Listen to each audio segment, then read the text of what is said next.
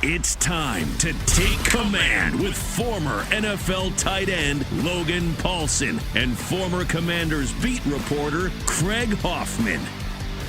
Take Command podcast from Odyssey Sports. I'm Craig Hoffman. He is Logan Paulsen. All right, to the Commanders drafting at 16. They've got 47. They've got a bunch of other picks as we go on down, and no real reason in listing them all, Logan, because there's a great chance that at least one of them gets traded. But they got picks in every round.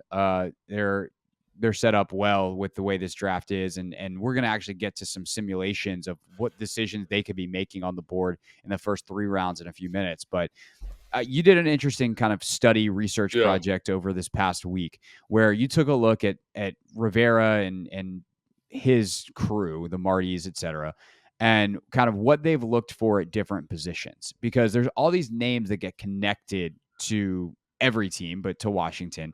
And it becomes kind of the general consensus, like, oh, well, Washington's going to take this guy because he's the Washington guy. Well, when you dug in, let's start with offensive line. What is an actual Washington guy? What is an actual commander based off history at the offensive line? Well, I think Ron is a guy who's going to follow things that have worked for him in the past. And so when I look at last year's draft, I think last year's draft was very successful. And I think it was very successful in Ron's mind and, in my observation of last year's draft class, because they went and they got players who were very high character guys who'd played a lot of football for big programs. And there's the character thing, I think, is something that increases the floor of a player. So basically what you're looking at is very, very high floor players and players who don't necessarily have the same type of upside. So when you go through the draft class, let me just click this open real quick. But when you go through the draft class with these guys, you kind of say to yourself, what are you looking for? I'm looking for guys with leadership qualities. I'm looking for guys that have position flex. I'm looking for guys that have played a ton of football. So the first guy on my list that kind of meets this criteria is Paris Johnson. He started Paris Johnson Jr. out of Ohio State. He started as a freshman, played guard, started at left tackle. So the position flex box is checked. He started at charity in high school. Obviously he's very forward thinking and he's got his head on straight. So I think that is a guy that kind of fits that mold, right? The next guy on my list is Anton Harrison, because he's played a lot of football, been a little inconsistent, but has the position flex. And then the guy that probably is the most Commanders player to me out of these tackles is Matthew Bergeron out of Syracuse. He's the team captain. He's a 4-year starter. He plays guard. He plays left tackle. He plays right tackle. He's done it all. He's been there his entire career. No trouble issues. And so to me, it's like, I know all these names, people throw around Darnell Wright. When you kind of delve into Darnell Wright a little bit more, you realize he was really inconsistent at left tackle. He was really inconsistent at guard. He has some there's whispers in certain media outlets of him having some personality type stuff, right? And I haven't been able to corroborate that, but, from these outlets, I'm going to kind of defer to that, because where there's smoke, there's often fire. So this guy that I love the film of might not be a personality fit with this organization in the same way that a Matthew Bergeron is, because Matthew Bergeron, just based on this kind of little research project I did, has a very, very high floor. He's an excellent leader, voted captain. He speaks multiple languages. He's a smart guy. Position flex. Those Syracuse Orange, you gotta love right. them. And so again, so I know that's a name that hasn't really been associated with the team a ton, but I think that's really interesting, because it takes away the guys like DeJuan Jones, who are very, very high upside guys, but the floor is not very high for him, I don't think, because there are some, there's some conditioning, some concerns. He has played a lot of football, which I think kind of checks the bill, but lacks that true position flex. Some people say he can play left. Maybe, I think that's yet to be seen, but I think that's interesting.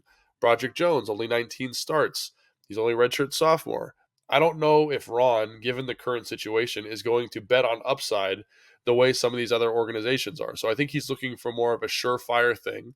And when you go through the list, it's really interesting, because then you get to guards, for example, and it's not Osiris Torrance. It's Steve Avila. It's Cody Mock. It's Tyler Steen from Alabama, right? Guys who have played 50-plus games, those super seniors, those guys who have seen everything under the sun. And again, those names have not been in tremendous circulation with this organization, but I think that's the type of guy you're probably going to lean towards. Yeah, that makes a lot of sense. I do think the offensive line is in an interesting place, though, where, are you looking for someone who's going to start for you right now, or are you looking more long term? And you always wonder. But I do think the thing you said at the beginning, more generally about Ron, is like Ron is someone who gets an idea in his head. And if he thinks it works, then he's going to go right back to that well, which can be good and can be bad. Right. Sometimes, like, you're the benefit of an anomaly, and sometimes, you found something that works and you should keep going back to it. So I do think that's going to be an interesting thing with them in this particular draft at O-line is, we've talked about it and I've said it on the radio, I've said it here, is like, yeah, offensive line makes a lot of sense because you feel like you can upgrade at almost every position outside of whatever Cosme's going to play. But at the same time, you don't necessarily need any position. So Right. how does the shuffle work? That's going to be a pretty fascinating thing. All right, corner. Right. Obviously, Benjamin St-Juste is probably the model, would be my Right. guess. They love what they've gotten out of him. Big, long, physical, great feet. But he's obviously had an injury history, and I think he had some of that at Minnesota as well. So maybe a little bit more upside play. What'd you find in going back and looking at corners? Yeah, so they do tend to kind of gravitate towards like physical freaks, like and William Jackson III is kind of the other guy in my opinion that they went after, right? He's a big, physical, fast guy that is kind of freaky in his measurables. And I think like when they're looking for a certain athletic profile there and a certain physical mindset at the position, because Benjamin St. Just maybe isn't the most physical guy of all time, but he's a very willing tackler. He's very good in press. He's good at the catch point. And so when you kind of go through, you say, okay, well, like who is that? And guys who are very productive for a long time, like I think Benjamin St. Just played. I think he was like a 3-year starter at Minnesota, if I remember correctly. I'd have to go back and look that up. But so guys like Deontay Banks, to me, because of his athletic profile, because of how he plays the position physically, kind of fit the mold here more than a Witherspoon or a Porter. And then you say, well, who else kind of outside of that top group of guys? And I really want to say schematically, the guy from Mississippi State, Emmanuel Forbes. Emmanuel Forbes, right? The corner, he would fit schematically because they play a lot of cover three, they play a lot of off match, but they don't. I think the lack of big size there would be concerning. But I think from a scheme, from an athletic trait standpoint, he fits. And then a guy that I think everyone's been talking about, maybe they haven't been, is Julius Brents from Kansas State because he is. I'm not even like this. Not he is Benjamin St. Just. He's 6'3". He's 200 pounds. He's got 34-inch arms. He had excellent short shuttle times. His 40 was okay, but all of his L drill, his 5.10.5 were all like top percentile, 100th percentile. They were excellent. So that's exactly what Benjamin St. Just was. And so when you think about that, like if that's the model, if those guys with those high physical upsides are the model, then the list gets really tight really quick. Banks, I think there might be a little bit of concern because he played in a predominantly man scheme. I think William Jackson III, predominantly a man corner, maybe that scares him off. But the high physical upside, I think, is something you lean into. And then I think, Forbes with the cover three match, very, very interesting. And then Julius Brents, because that physical profile works so well in this system. So those are some names that I would just throw out there. And I think there's probably more guys that fit that bill, but those are the guys that kind of jumped off the page when I started the project.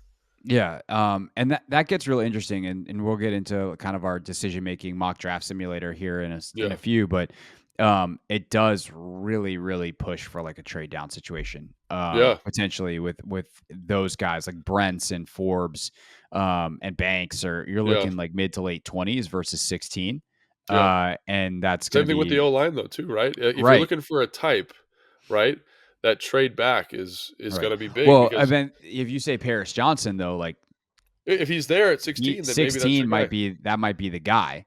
So you start to piece all this puzzle together.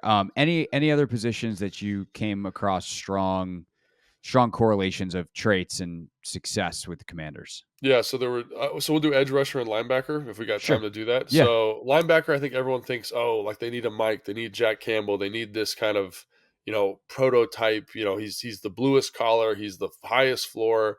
But when you look at what they do at linebacker, they tend to kind of gravitate towards athletic projects. Like obviously Jamin Davis is Exhibit A.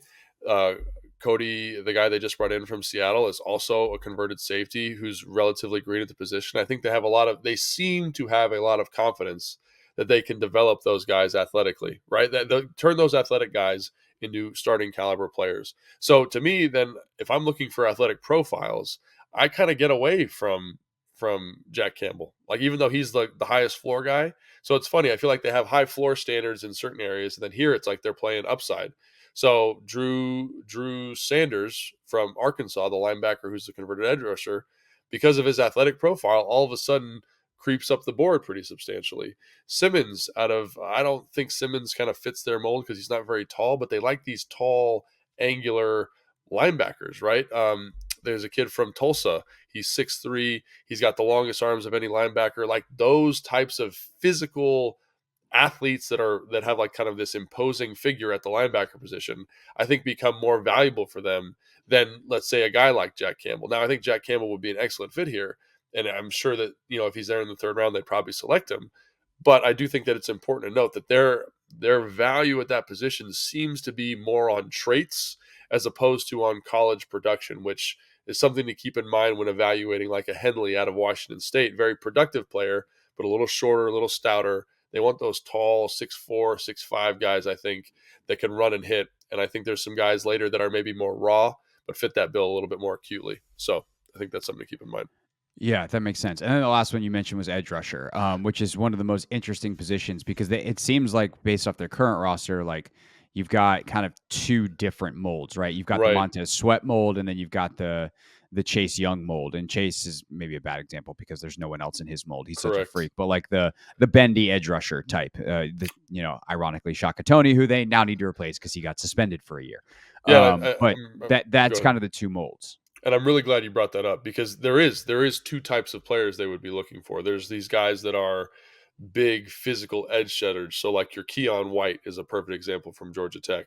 He's a little raw, but he's 6'5". He's got 34-inch arms. He's kind of that big, unicorn body type that's going to set edges in the run game, compress the pocket, just be big and nasty, right? And then you've got like Zach Harrison out of Ohio State. He's got 36-inch arms. He looks like Montez Sweat when he plays, and Montez Sweat's been so successful in this scheme. He's got high run stopping upside, and again, you just paid those defensive tackles. So those types of bigger body, longer arms, Miles Murphy, Lucas Van Ness, those guys fit that mold, right? A guy like Zach Harrison at Ohio State makes me a little nervous because he's been an underachiever, and I think they want to shy away from guys like that, which is why I mentioned Keon White first. If they don't pick one in the first 2 rounds and he slips a little bit, because he's a classic overachiever, so like you're kind of betting on high floor work ethic, which is something they did last year.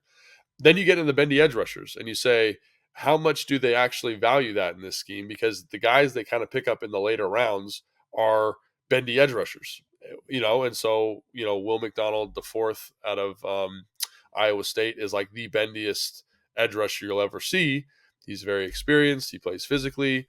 He fills a need at a high level, but does he actually will he fall to you in the second round or third round? I don't think so. I think he's going to be off the board. And so, like that's something to keep an eye on is like, even though they have a very specific type, like, are they going to kind of prioritize, hey, we have these big bodies. Let's get a smaller guy like Nick Hampton out of Appalachian State, who's 6'2" and a half, 6'3". He's 240-ish, 45 pounds maybe, but a very, very excellent pass rusher. So do you kind of say in a later round, we get a Nick Hampton to kind of flesh out this room where you say we want more of the same type of body types as our big freaky edge rushers? We got, your James Smith-Williams, your Montez Sweat, even Chase Young to a certain extent. So that's where I think that becomes really interesting is there are two different types. And I think it's like they also seem to be gravitating towards guys there with high physical profiles, obviously, and also high work ethic profiles. So, other guy would be Fehoko out of Sacramento State, who is San Jose State, excuse me, who's, again, that big kind of edge-setting guy who's going to compress a pocket. So there are guys that fit both molds, and it just depends on, which they want to prioritize, especially given Chase Young and his fifth-year option type of thing. So, yeah.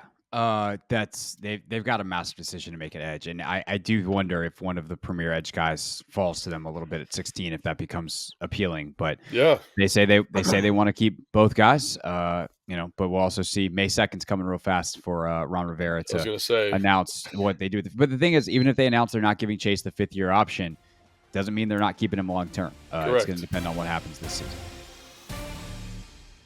Thanks for watching this clip of Take Command. First, why don't you like it? It lets other people know that it was good, and then they should watch it too. And Logan, we have a new exclusive home for full episodes. We do. 1067 The Fans YouTube page. Go check it out and please subscribe.